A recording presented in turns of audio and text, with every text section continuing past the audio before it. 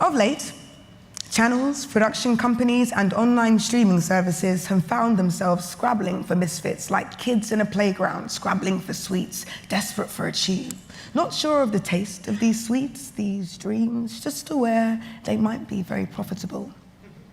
As the jet plane hovers over the tower, not sure where to land, how to land, if at all. In the quest for new writers, the misfit-looking people are instinctively sought after first. But instead of nurturing them to write for themselves, the last few years have seen an immediate coupling with writers before the process has begun. Writers more experienced, who fit into this house more. Is it important that voices used to interruption get the experience of writing something without interference, at least once? We seem unsure, unknowing of their world and therefore their stories, so maybe we're a little tentative, uploading 3 or 4 short scenes or 1 full episode but online. The new creator uses social media platforms to tell their followers, the outsiders who don't watch telly, that finally they've been able to make something for TV online. The channel and producers study the comments on social media, investigating the audience's response. Is that important? I think so. The fact that this year 3 major US shows have been cancelled and revived by social media alone confirms that a medium outside of television is beginning to take control of it. Do you let them in to start making it with you, or do you block them out? Does it matter? Social media has done great things for us. It's allowed us to feel more loved, encouraged, connected, to make and share work, but it's also raised anxiety, paranoia, and loneliness in young people especially.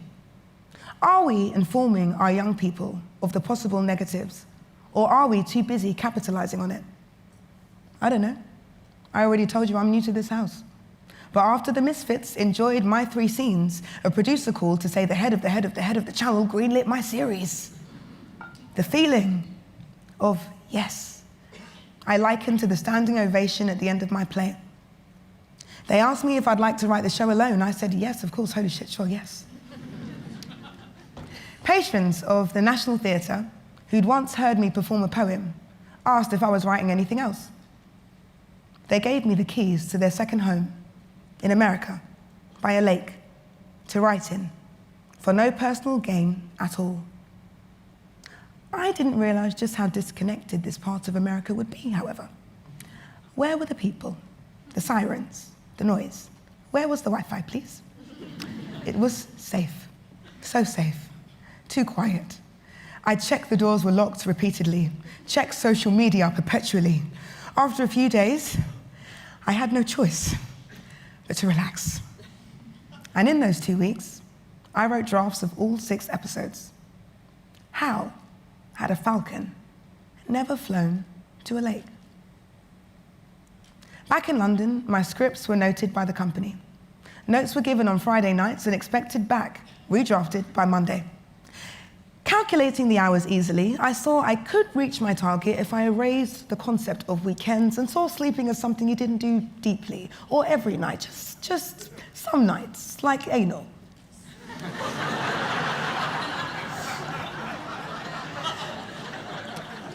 But I still wasn't getting it right. The producer rang to say the commissioner thought I needed co-writers urgently. I got that call in boots. I was picking up tights. Then found myself sobbing into the tights and discreetly leaving them there for someone else to buy.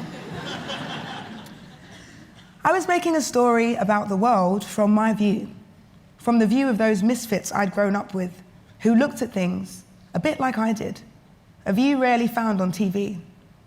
Did these co-writers know my world from the inside, or was their view vague? Could they distinguish our nature from the outside?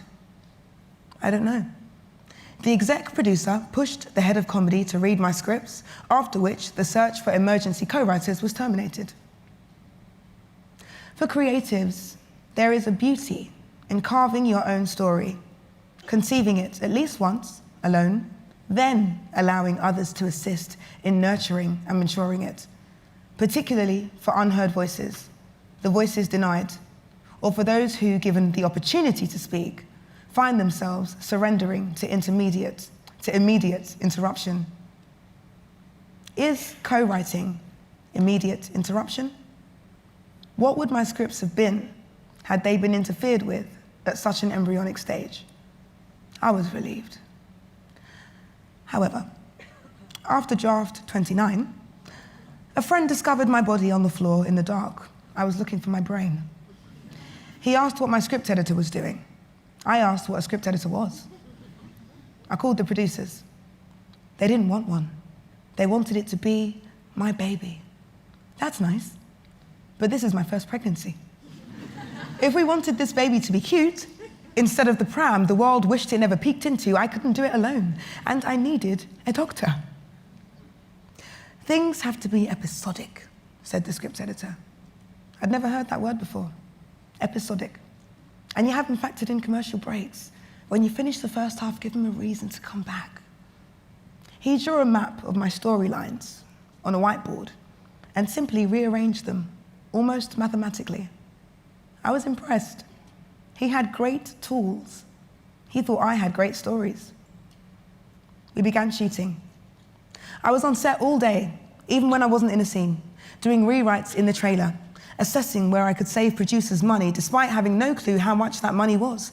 I'd rewrite scenes so they could take place in the same location, returning scripts to them with clever cuts. I liked this feeling.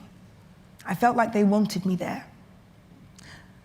But this want became more of a need. A fine example is what came to be known as Trailergate. It was day one of the shoot. I approached the trailers to find 5 actors and actresses ranging in tones of brown and black, including the woman who plays my mother, bound up in 1/3 of a trailer. The second trailer was occupied by an actress looking like Privileged Piggy in the middle, and the third was mine, the writer. Prior to this, I wouldn't have dared enter the production office, but I burst through the door. The room fell silent like a scene in EastEnders, and I was fully in my Cat Slater mode. You know what this looks like, don't ya? Like a fucking slave ship. I know, I really did say that. I'm not a racist, the producer screamed at me. She was red with rage and wet with tears. I know you ain't racist, that's what makes this all so fucking bizarre. I cat-slated the pub door. Hours passed. There was a line. Myself and the actors on one side, the producers on the other. And it wasn't crossed. For hours. We were even shooting. The mood. Oh, it was moody. The executive producer came to me, an outsider to production, and asked, what do we do? I suggested he apologize to everyone, buy my mum, my on-screen mum, some nice flowers, and get some more trailers. They did. I asked the actors why they agreed to share. They just wanted it to work.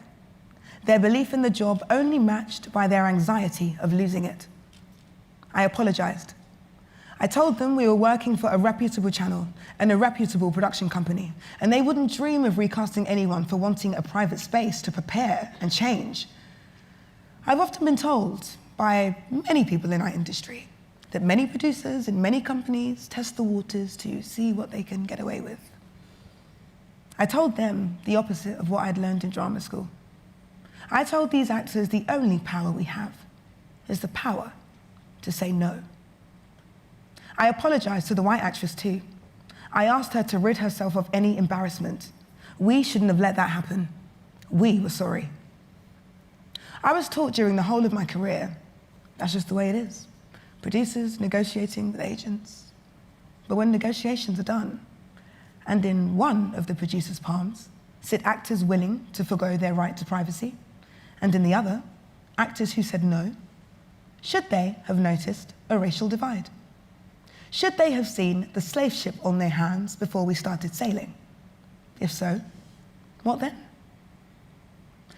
As the producer said, she wasn't racist. I knew that.